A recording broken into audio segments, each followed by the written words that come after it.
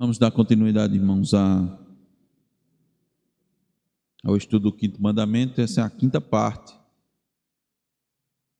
Já estamos abordando, temos visto os mandamentos de forma mais detalhada, temos aprendido o quanto as implicações de um mandamento e o que mais nos chama a atenção é a profundidade dos mandamentos, quanto eles são profundos, o quanto uma ordem dada por Deus tem tantas implicações para as nossas vidas, e temos de fato nos admirado com a riqueza, com a sabedoria,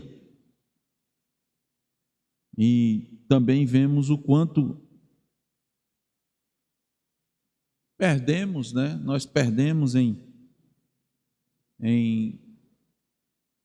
não ter o conhecimento mais cedo dos mandamentos nas nossas vidas. Eu estou dizendo, por exemplo, com relação ao quanto as nossas crianças têm sido beneficiadas, porque desde cedo elas já estão conhecendo os mandamentos, já têm decorado os mandamentos, estão ouvindo a respeito dos mandamentos.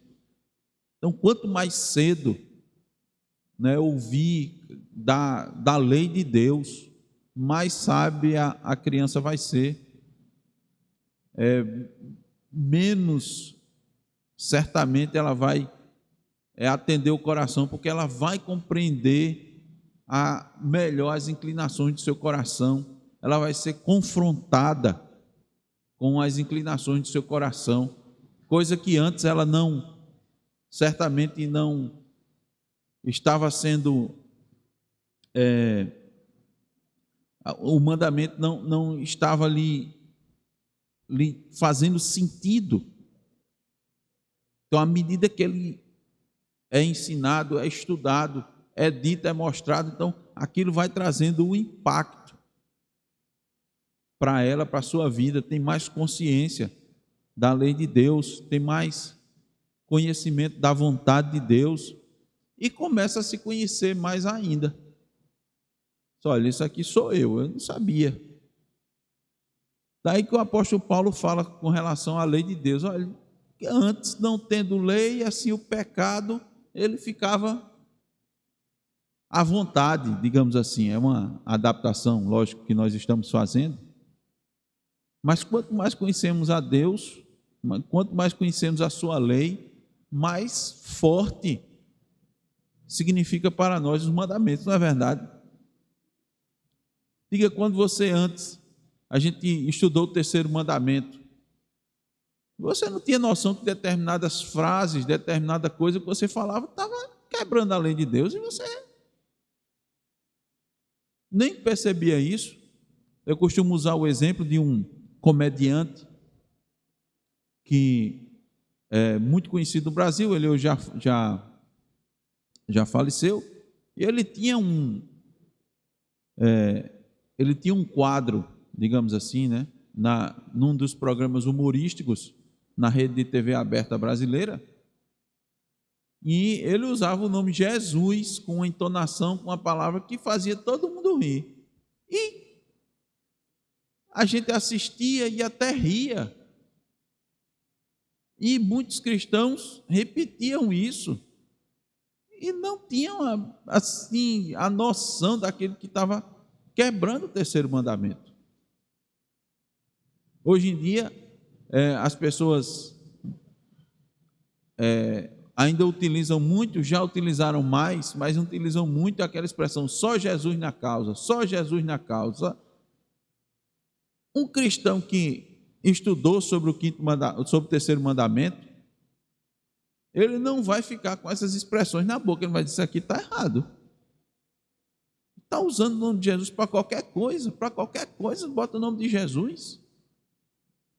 É uma situação difícil ou uma coisa complicada. E outra coisa, muitos você usa essa expressão, a pessoa ri, fica rindo e tal. Então é isso que nós queremos enfatizar, que o estudo da lei de Deus vai nos trazendo abrindo os olhos para a vontade de Deus e o quanto a gente, na nossa ignorância, nós quebrávamos a lei de Deus. Por isso, a importância da gente ver os mandamentos com bastante calma. E, mais uma vez, eu vou mostrar para os irmãos determinadas obrigações que a gente tem nesse mandamento. São muitas obrigações, nós vamos ver hoje as obrigações dos superiores para com seus inferiores. E tudo isso é retirado do 5º mandamento. Do 5º mandamento: honra teu pai e a tua mãe. Estávamos refletindo em casa no culto doméstico e assistindo um dos vídeos que são disponibilizados na rede mundial. Havia um trecho, um corte de uma parte do programa que era um programa de perguntas e respostas. Então, se perguntava às crianças a respeito de questões bíblicas. Então, tinha 2 crianças que elas iam responder, fazia pergunta e uma delas respondia para ver se estava certo ou se estava errado. E uma das perguntas que foi feita à criança foi a seguinte: seu pai e sua mãe gostaria mais que você honrasse a elas ou obedecesse a elas? O que é que você acha que sua mãe e seu pai gostariam mais? Que você honrasse ou obedecesse? E a criança respondeu: obedecesse. E de forma resumida, aquele que estava fazendo a pergunta disse: olha, obedecer é você receber um comando, uma ordem e cumprir. Honrar é você nem precisar receber a ordem e já cumprir. É você fazer sem precisar ser mandado. É a honra. De forma prática, isso é verdade. De forma prática, você não precisa ser mandado para obedecer. Você já conhece, é como a vontade de Deus, você já conhece a vontade de Deus. Uma criança, certamente com um tempo já de vivência com os pais, ela sabe aquilo que agrada aos pais e aquilo que não agrada, mas muitas vezes sabe aquilo que tem que fazer e aquilo que não deve fazer, mas muitas vezes para fazer aquilo que é seu dever, ela fica esperando o comando: faça. Espera que o pai e a mãe mandem. E muitas vezes ela até responde isso quando o pai questiona: por que você não fez isso? É que o senhor não mandou? Não é assim? Mas precisava? Você já não sabe o que tem que fazer? Isso é uma questão da honra. Da honra. Honra teu pai e tua mãe. Honra a Deus. Davi era um homem segundo o coração de Deus. Davi até se antecipou a uma coisa que Deus nem mandou ele fazer. Não é? Isso é um exemplo para nós. Muitas vezes a gente quer fazer coisas, mas a gente precisa saber da parte de Deus. Mas olhando por essa perspectiva, Davi olhou uma coisa e disse: eu moro num palácio, Deus mora, habita, o Shekinah habita num tabernáculo. Isso está errado. Está errado. Como é que eu, um ser humano, estou aqui nesse palácio mármore e ouro tal, e o Senhor se manifesta no tabernáculo? Vou construir um templo. Deus disse: alto lá. Você não. Seu filho vai fazer isso. Você não.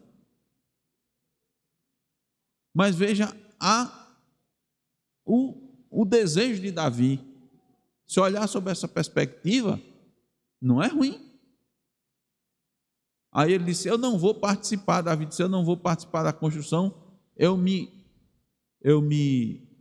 curvo diante da vontade de Deus, agora eu vou prover tudo.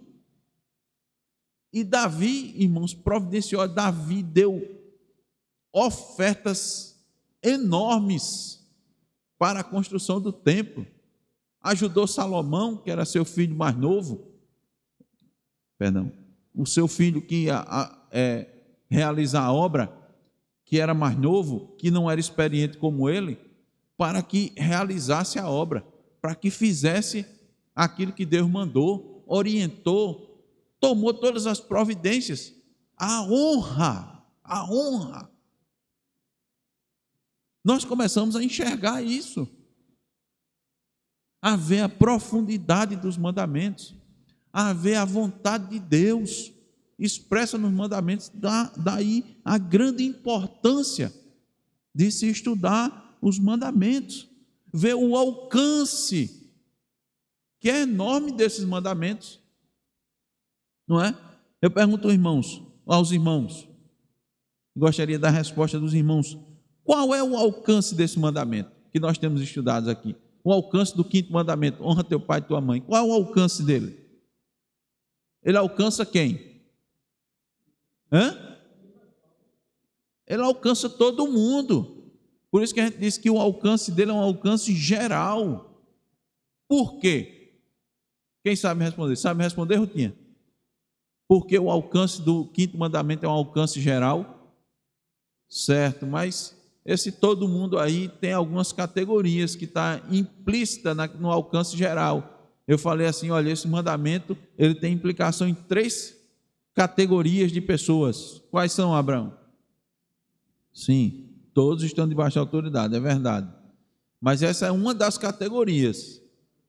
Uma das categorias são os superiores. E os outros? Quais são as outras 2 categorias? Superior, iguais e inferiores. Então o alcance geral, porque esse mandamento, viu, Ruth? Olha, presta atenção.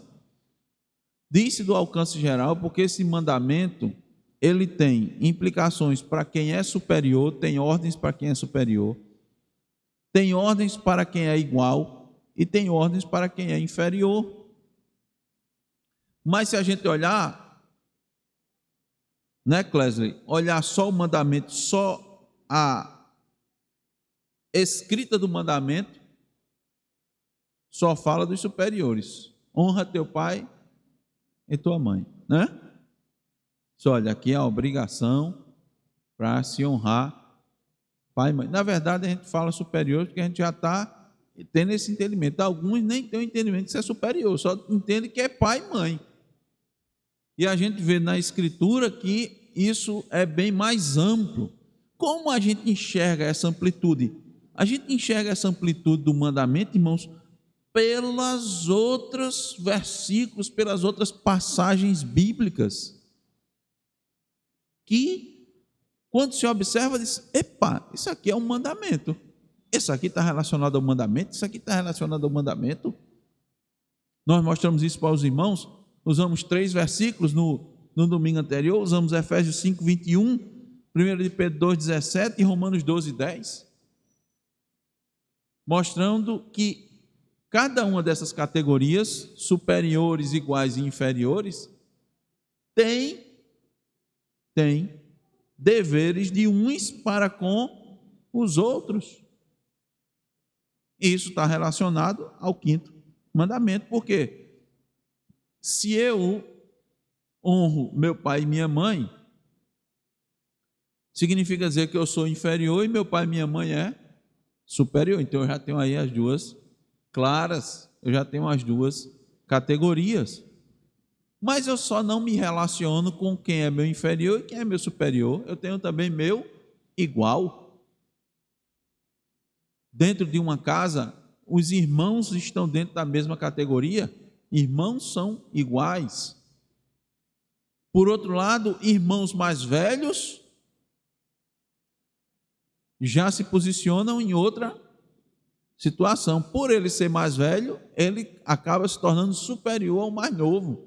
Então, o mais novo tem que tratar com o seu irmão mais velho como irmão, mas também considerando que ele está numa posição diferente, porque ele é mais velho. Onde é que você encontra isso na Bíblia?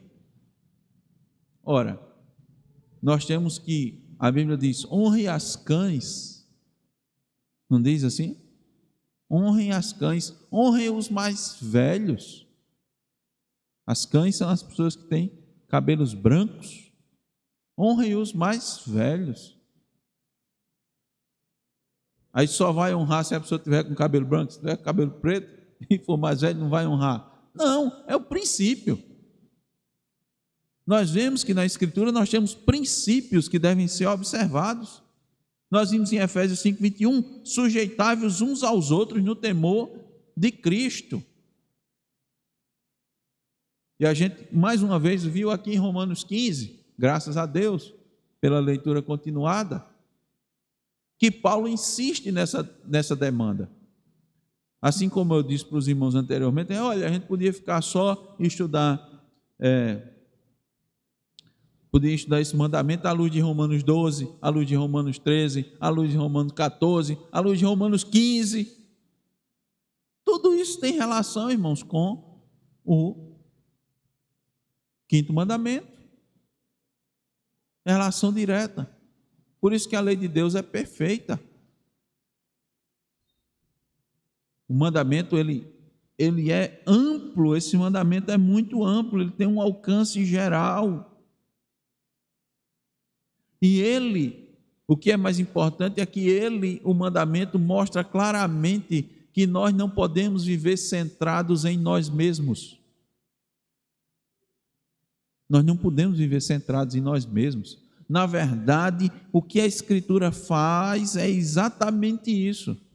É tirar a centralidade de nós.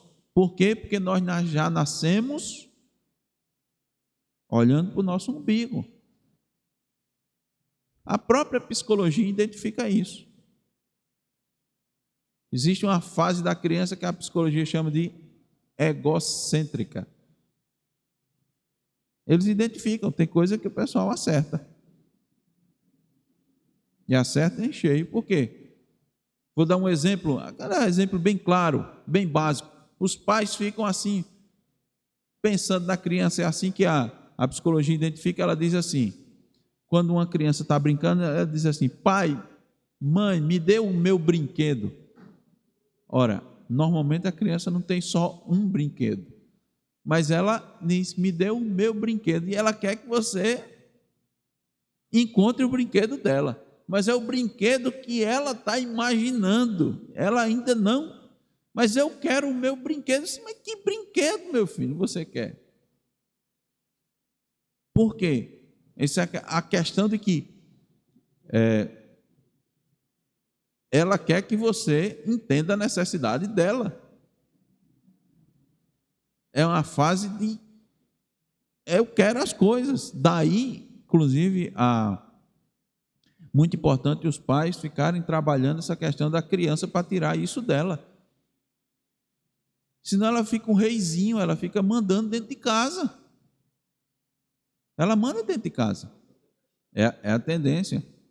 Então os pais devem ficar atentos a essa questão, senão a criança fica um reizinho, ela determina a hora, ela determina o que ela quer comer, a hora que ela quer brincar, a hora que ela quer dormir, ela vai determinar tudo dentro de casa.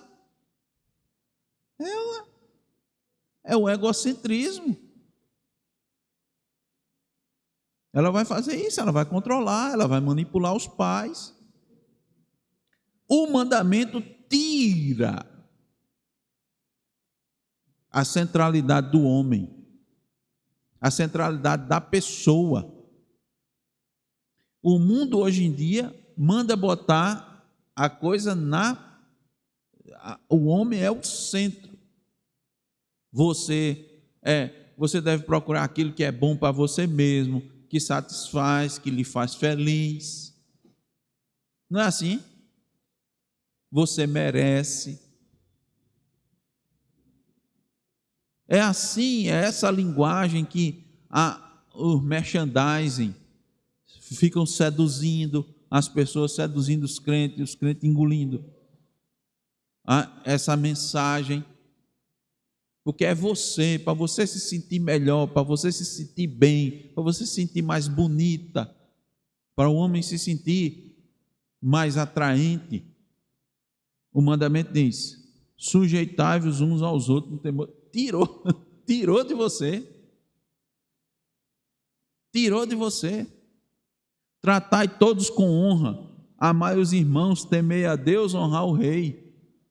Tirou de você. Amai-vos cordialmente uns aos outros com amor fraternal, preferindo-vos em honra uns aos outros. A leitura de Romanos 15, se a gente for voltar, vai mostrar que Cristo não veio aqui. Ele disse que ele não veio fazer a sua vontade. Ele só o exemplo é Jesus Cristo. Então você vai fazer a mesma coisa. Quando Jesus Cristo pegou uma toalha, se abaixou e lavou os pés dos discípulos, ele era o mestre, ele nunca que era para ter feito aquilo pela posição dele, era para os outros terem feito. Essa é a mensagem do Evangelho. E há alguma diferença da mensagem do mandamento? Tem diferença? Não tem, irmãos. O mandamento e o Evangelho, a mensagem, os princípios são os mesmos. De novo, lembrando aos irmãos aquilo que Jesus Cristo disse, perguntaram qual é o maior dos mandamentos. Ele resumiu as 2 tábuas. Quando ele foi interpretar os mandamentos da forma correta, ele antes disse ao pessoal: não penseis que vim o quê? Revogar a lei. Não pense que eu vim revogar a lei e os profetas. Não, eu vim cumprir. Eu vim cumprir. Aprendemos, irmãos, no último estudo, quais os pecados dos inferiores para com os seus superiores. Eu vou listar de forma resumida aqui. Quais são os pecados dos inferiores para com seus superiores? A negligência, toda a negligência do dever que o inferior tem para com o superior. A inveja, o desrespeito e a rebelião contra essas pessoas, suas posições, em seus legítimos conselhos, mandamentos e correções. Então o superior dá conselho, põe os conselhos, diz aquilo que se deve fazer, os seus mandamentos, dá as devidas correções. Olha, você deve fazer isso, deixe de fazer aquilo, passe a fazer isso, atente para isso, para aquilo. Quando se rebela contra isso, está quebrando o mandamento. Muitos, inclusive, amaldiçoam, escarnecem, são insubmissos e às vezes fazem isso de maneira pública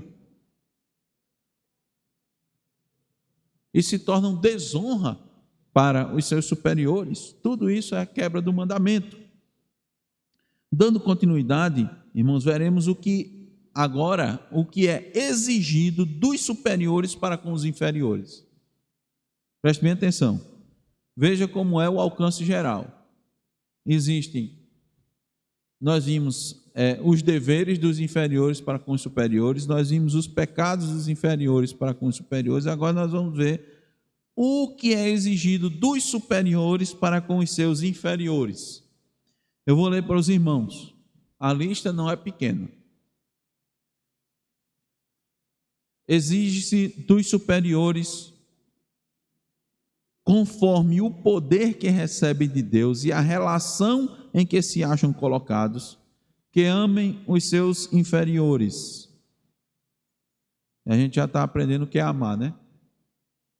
Amem os seus inferiores, que orem por eles e os abençoem, que os instruam, que os aconselhem e admoestem, aprovando, animando e recompensando os que fazem o bem e reprovando, repreendendo e castigando os que fazem o mal, protegendo-os e provendo-lhes tudo o que é necessário para a alma e o corpo, e que por um procedimento sério, prudente, santo e exemplar glorifiquem a Deus, honrem-se a si mesmos e assim preservem a autoridade com que Deus os investiu. Olha o que é exigido dos superiores para com os seus inferiores. Por isso que eu disse aos irmãos, olha as implicações disso, que são retiradas do 5º mandamento. Do 5º mandamento. Vamos ver as referências bíblicas para fundamentar essas afirmações, essas exigências dos superiores para com os inferiores. A primeira é que amem os seus inferiores. Onde nós encontramos isso? Vamos lá, abrir nossas Bíblias. Colossenses 3,19. Zaqueu lê para a gente, Colossenses 3,19. Clesley, lê Tito 2, 3 e 4. Tito capítulo 2, versículos 3 e 4. Vamos lá, Colossenses 3,19. Então aqui já mostra que, sob a perspectiva do lar, o marido é autoridade. Ele deve amar a esposa e não a tratar com amargura. Tito 2, 3 e 4. Então veja, a ordem é o amor. O amor às mulheres idosas. As mulheres têm um grande ministério. Os irmãos sabem que a obra do inimigo é desviar, é fazer o cristão tropeçar, é tirar o cristão do caminho do Senhor. Então hoje o inimigo, ele oferece, ele vai oferecendo às mulheres muitas coisas para elas fazerem. Por quê? Porque ela vai fazer um monte de coisa que não é para ela fazer e vai deixar de fazer aquilo que Deus deixou para ela fazer. Então, a estratégia de Satanás diz: olha, você pode fazer, olha, do mesmo jeito daquela linguagem, você pode, você deve, você tem esse direito, vá, porque é só o homem. Já imaginou? Só tem homem, por que só ele? Será que você não tem capacidade? E tal, e aquela conversa toda? Você não é inferior. E aí a mulher vai se dedicar, vai gastar suas energias, gastar seu tempo, normalmente para fazer alguma coisa que Deus não planejou para ela. Vai pagar um alto preço, vai sofrer as consequências, e a outra consequência é o quê? Aquilo que ela deveria fazer não vai ser feito. O que é que nós temos aqui? As mulheres idosas. Elas devem ser sérias em seu proceder, não caluniadoras, não escravizadas a muito vinho. Então, o Paulo já está indicando a Tito, orientando Tito aqui, as mulheres idosas, em alguns perigos que elas incorrem. Você já fica atento. Se ele está dizendo isso, é porque, olha, essa questão aqui, elas têm uma tendência maior, dada a sua situação, a sua condição, a sua idade. Sejam mestras do bem. O que é uma mestra do bem? Um mestre, o que é um mestre? Os meninos fazem judô, tem um sensei, é um mestre. Ele vai orientar naquele esporte, né? Quais são as técnicas adequadas, como você deve fazer, como você deve tratar, o seu adversário, não é isso que os bons mestres dizem: olha, ele está aqui, mas ele é seu adversário, ele não é seu inimigo, você vai tratá-lo da forma adequada. O mestre, ele vai dar o caminho, ele vai observar o movimento que você está fazendo, por exemplo, no esporte, vai dizer: esse movimento não está adequado. Ele vai dizer: tome cuidado, se você fizer assim, você vai machucar o outro, você pode causar nele uma lesão. As mestras do bem vão fazer o quê? A experiência que Deus lhe deu vai dizer: olhe, não vá por aí, porque Deus já deu a oportunidade àquela pessoa de observar aquilo, ou às vezes ela até já trilhou por aquele caminho, e vai dizer: olha, o final desse caminho não é bom, você não está vendo, você não está percebendo, você não sabe as consequências disso, não vá por aí. Mestras do bem. Olha que coisa bonita. Vou pegar o posto que usa lá no judô, sensei do bem. Olha, as mulheres idosas vão ser sensei do bem. né? Para quê? A fim de instruírem as jovens recém-casadas, as que têm menos experiência, a quê? A quê? Você vai instruir ela a quê? Só eu vou instruir você para não ser besta dentro de casa, porque se você for besta, o marido vai montar em cima de você e vai botar você para ser escrava, e etc. É assim, mestra do bem. Chamar assim, olha, você vai casar, mas peraí, vem cá que eu vou lhe dizer umas coisinhas, você não sabe ainda não.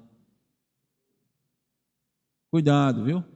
Cuidado, para você ser uma pessoa, não seguir seu coração. A vontade de Deus é essa. Vai dizer as dificuldades? Vai. Vai falar das dificuldades? Sim.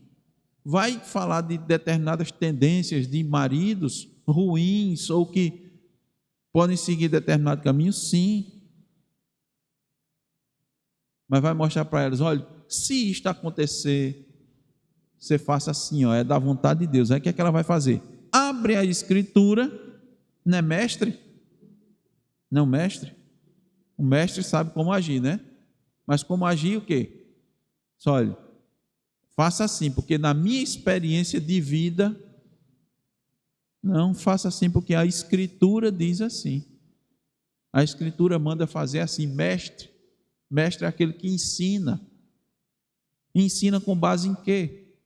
A amarem ao marido e a seus filhos.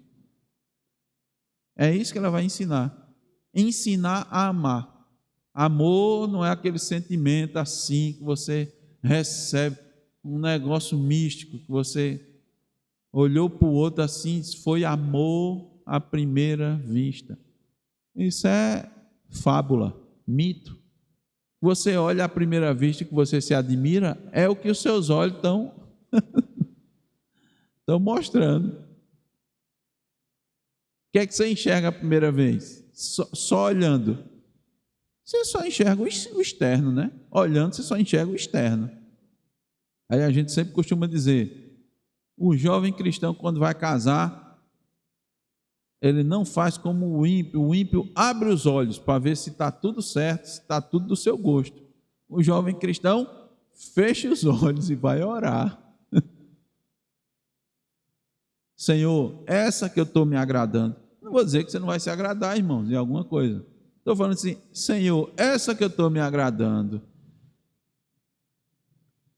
é de fato a que tu queres? Porque se não for, ó, já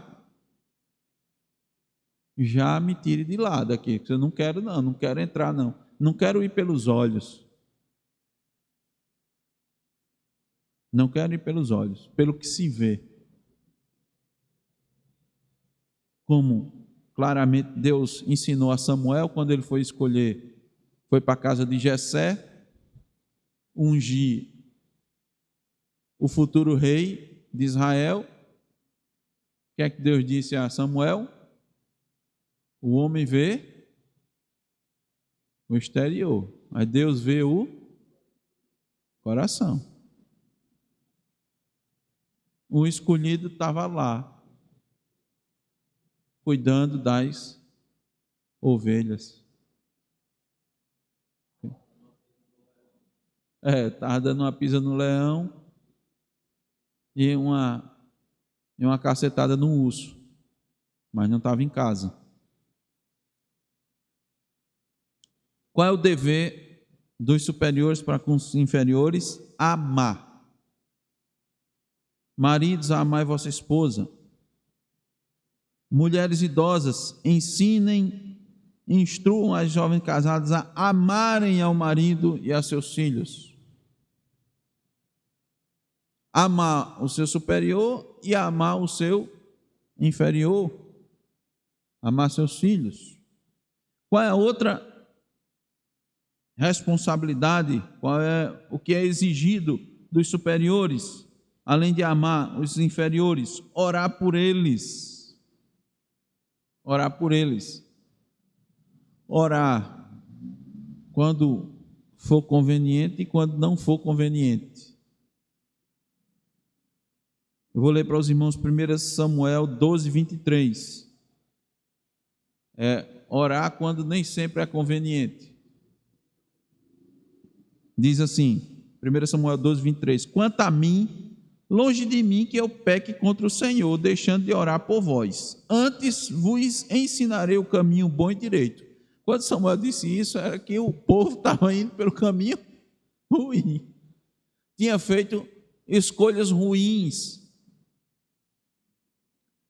E ele disse, longe de mim que eu não peça a Deus por vocês. Que eu peque contra o Senhor. Então, os superiores devem orar pelos inferiores, mesmo nos momentos em que os inferiores se rebelam, são desobedientes, mas também em todo o tempo. Em Jó 1,5 está assim, dito, decorrido o turno de dias de seus banquetes, chamava Jó a seus filhos e os santificava. Levantava-se de madrugada e oferecia holocaustos, segundo o número de todos eles, pois dizia, talvez tenham pecado os meus filhos e blasfemado contra Deus em seu coração. Assim o fazia Jó continuamente. Ele, talvez, eu nem sei, vou pedir por eles. Senhor, tem misericórdia, Senhor, tem misericórdia. Você quer que os meus filhos fizeram? Pode ser que eles tenham exagerado aqui. Eles fazem banquete, não tem nenhum problema no banquete. Desfrutar das boas coisas que Deus deu, não tem nenhum problema. Entre família, um chamava o outro e convidava. Bonito, coisa bonita. Mas, Senhor, esses meninos são novos, são jovens. Tem misericórdia deles, Senhor. Vou pedir por eles, vou pedir por eles. É o papel do sacerdote do lar, interceder, pedir por misericórdia. Isso é um dever. Isso é exigido, é requerido. A questão, irmãos, é que esse mandamento, ele impõe muitos deveres. Deveres de inferiores para com superiores, de superiores para com inferiores, nós vamos ver de deveres de iguais para com iguais. O que mais? Orem por ele e os abençoem. E peça a bênção de Deus. E rogue que Deus os seja favorável. 1 de Reis 8, 55 e 56 diz, pôs-se em pé e abençoou a toda a congregação de Israel em alta voz, dizendo, bendito seja o Senhor, que deu repouso ao seu povo de Israel, segundo tudo o que prometera, nenhuma só palavra falhou de todas as suas boas promessas, feitas por intermédio de Moisés, seu servo. Isso aqui é Salomão, abençoando o povo.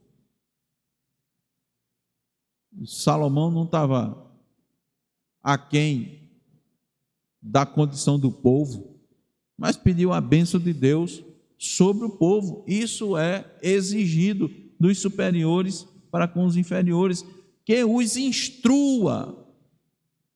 Certamente, essa exigência os irmãos sabem bem, que é requerido instruir, orientar. Em que momento? Todo momento. Deuteronômio 6, 6 e 7, passagem também muito conhecida, diz, estas palavras que hoje te ordeno estarão no teu coração, tu as inculcarás a teus filhos, e delas falarás assentado em tua casa, e andando pelo caminho, e ao deitar-te, e ao levantar-te. Então, o tempo todo, toda oportunidade de ensinar, pare e ensine. Às vezes os meninos ficam, a gente está assistindo alguma coisa, eu vou e paro. Mas pai, o senhor vai parar? Eu vou. Ele fica, para. Olha, isso aqui é como não fazer. Aí, continue. Às vezes é uma palavrinha, demora um pouquinho a palavra, mas a gente explica, diz, olha, isso aqui é. Uma vez Abraão disse, esse filme aqui, disse, olha, o começo desse filme, até onde eu fizer, tudo o contrário do quinto mandamento. Até onde eu assisti, isso aqui é: não faça nada daquilo que você está vendo. Faltou terminar de ver, para ver se no final estava tudo certo. Mas eu parei, me lembrei agora, que eu tinha começado a ver com os meninos. Pare. Opa, está alguma situação? Pause, explique. Play, continue. A gente não tem noção do que está no coração, na cabeça das crianças. Que coisa elas estão ali chegando à conclusão. Então, a oportunidade que tem, se houve o despertar na sua mente, se você entende que aquilo é uma situação de um bom aprendizado, pare. É isso que nós entendemos, está aqui. Você vai falar sentado na sua casa, andando pelo caminho, ao deitar-se e ao levantar.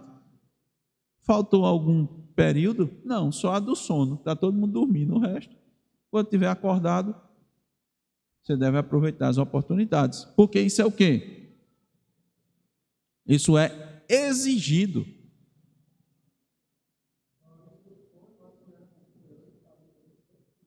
Muito bem lembrado. Se você está no dia se você está falando sobre isso, muito provavelmente quando você for sonhar, isso vai aparecer também. Tá certo?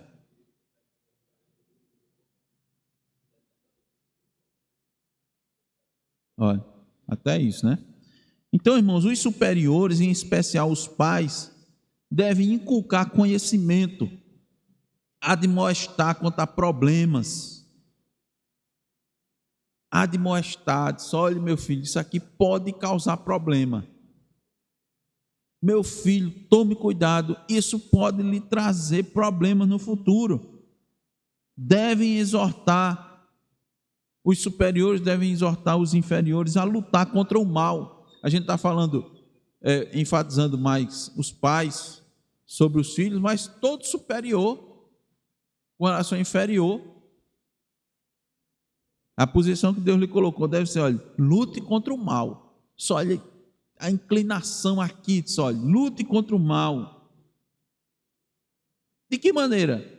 Na medida em que as circunstâncias o exigirem e as particularidades da relação que se tem, ou aquilo que permitir, você deve fazer. Por quê? De novo, a gente está falando aqui principalmente dos pais para com os filhos, mas cabe a todo superior. Então veja, um magistrado no estado, seja alguém que ocupa uma posição de magistrado no estado, um pastor na igreja, um pai na sua casa, todos têm a responsabilidade de instruir, de aconselhar, de exortar, de admoestar, mas deve levar em conta as circunstâncias e as questões diferentes.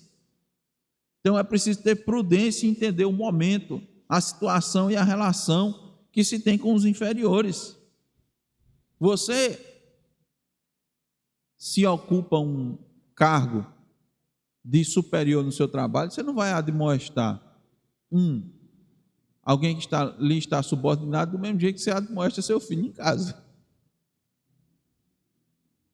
Você não vai fazer do mesmo jeito. A primeira coisa que vai dizer: você não é meu pai.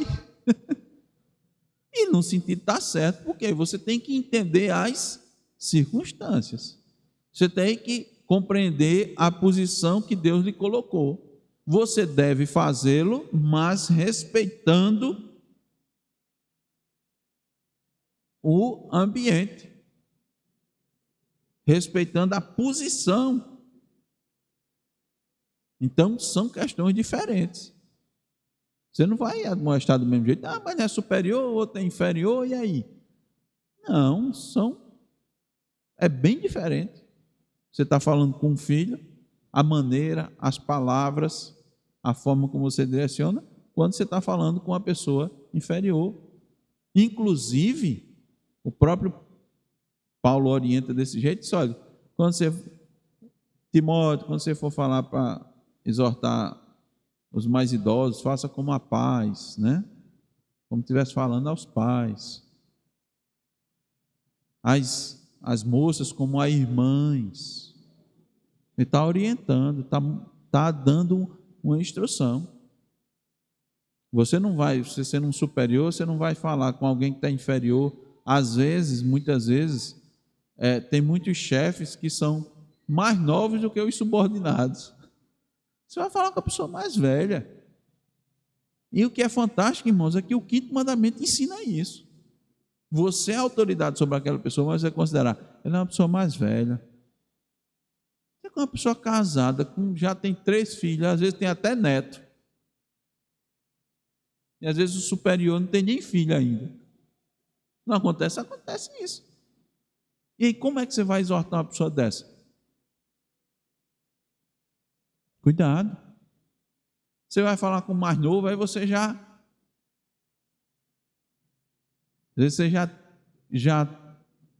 troca a tonalidade. Você vai chamar mais para perto.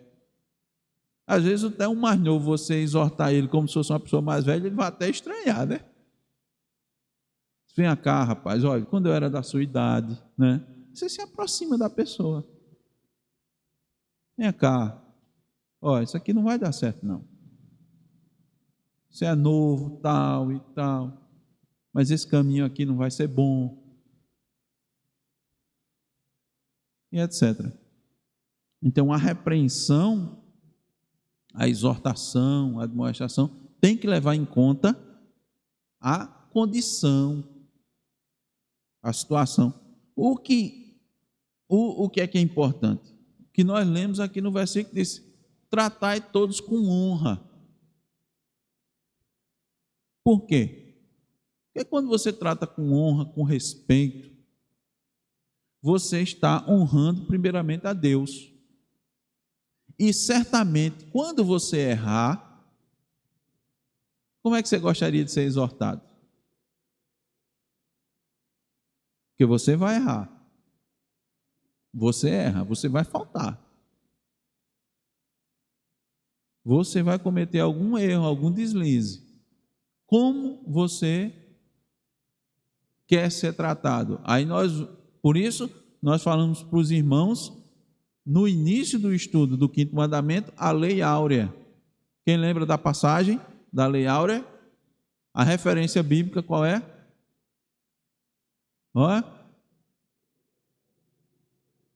Estou esperando. Não precisa todo mundo falar ao mesmo tempo.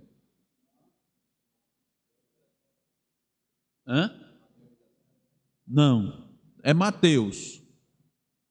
Não é 17, é 7. E o versículo? Já está mais fácil. Eu já achei o Mateus 7. Bora, Aline. Puxa da memória. Bora, Simone. Puxa da memória. 12. Mateus 7, 12. Leia aí, Zaqueu, por favor. Tudo que você quiser que os homens vos façam, faça a eles também. Como você quer ser tratado quando você errar? Com honra, com calma, com respeito. Aí o que é que você vai fazer? Você vai fazer isso com o outro.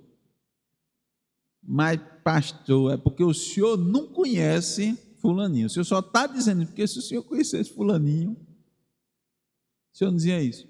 Eu tenho que dizer, irmãos, o que a Bíblia diz. É porque o coração da gente é para pegar o...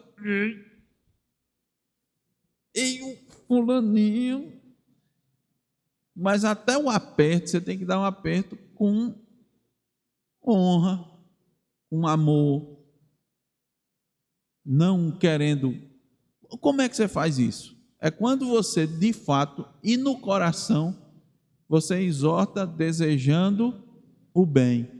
Exatamente. O que Ramon está colocando é que o entendimento é que, à medida que a gente vai compreendendo essa questão de agir para com o outro, como a gente gostaria que agisse para conosco, a gente está falando na outra situação que a gente está estudando, também no culto doméstico, sobre os sacrifícios dos primogênitos, e tinha a oferta dos primogênitos, era uma oferta que todos participavam, todos comiam. Está lá em, qual a referência? Deuteronômio, quanto? 15 quanto? 19 ao 23. Muito bem. Então, o que acontece? Todos participavam de casa, né? Todos que estavam em casa, o pai, a mãe, o filho, a filha, o empregado, né? O servo, todos faziam parte. O que ele está querendo dizer é que, à medida em que a gente tem esse prazer de compartilhar as coisas e fazer participante um do outro, isso vai ajudar, inclusive, na hora de exortar. Porque você vai dizer, olha, como eu estou sendo tratado, né? Aqui, eu sou bem tratado, eu recebo. Então, eu devo receber também a exortação, né? Devo receber bem a exortação. Então, é um conjunto. Então, quanto mais nós nos aproximamos assim da vontade de Deus e compreendemos o alcance, a profundidade, a perfeição da lei de Deus, cumprindo a lei de Deus, o benefício, ele vem de forma muito coletiva. É um benefício coletivo. Eu cumpro com minha responsabilidade para com aquele que é meu superior. Eu cumpro minha responsabilidade para com quem é meu inferior. E nos momentos das dificuldades, eles vão ser superados de maneira melhor. Vai ser melhor recebido. Vai se receber melhor a exortação, a orientação. Eu tenho o todo. O todo vai ser beneficiado. Daí, de novo, o alcance geral deste mandamento. Muito bem, irmãos. Vamos finalizar aqui, tá certo? Sobre a responsabilidade dos superiores de instruir os inferiores,